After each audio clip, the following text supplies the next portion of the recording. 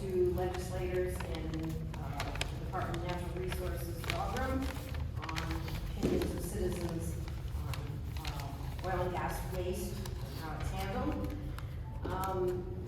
I'd actually like to start with addressing Representative Skindle's comments.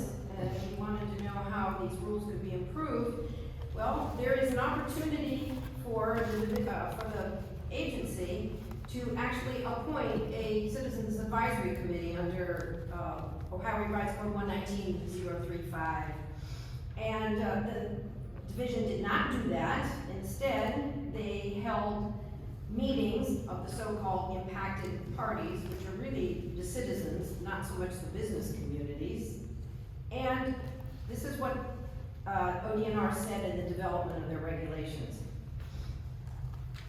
We held meetings about these rules over the course of several months. These meetings were held in person and virtually.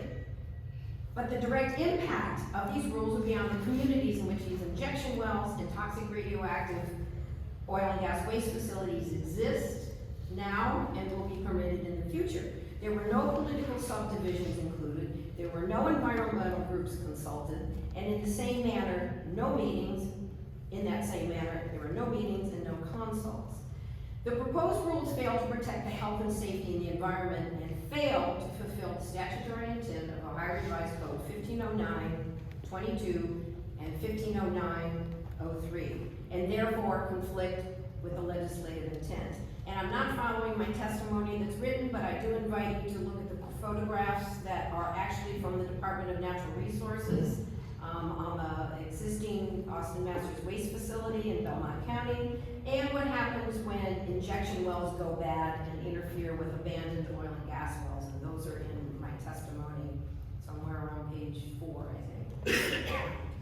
According to the chief of the Division of Oil and Gas, the delegation of authority under the statutes, that his power is so broad and complete that Dogrum is to assume that the authority and powers and responsibilities of certain other state agencies insofar as they relate to oil and gas, including Chapter 3748 of the Ohio Revised Code, dealing with radiation, and the Ohio Department of Health, and FEMA regulations dealing with national flood control programs, the rules that are proposed conflict with rules of another agency, another state agency, because the chief has extraordinary discretionary power to waive rules that are before you.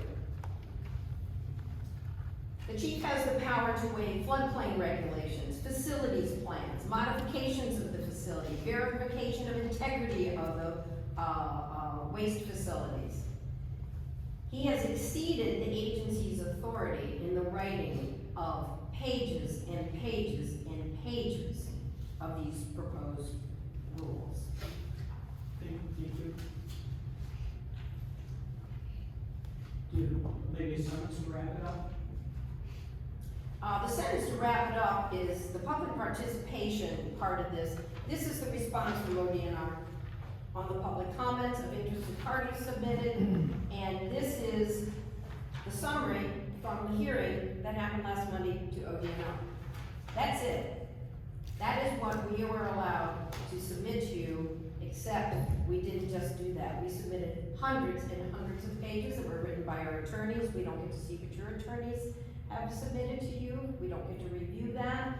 But I will say that what you have uploaded in your iPads, the information available to you, should be reviewed in depth, as any good public official should do before making decisions on rules that are going to affect all of us, as Dr. Julie Webridge and Rice commented.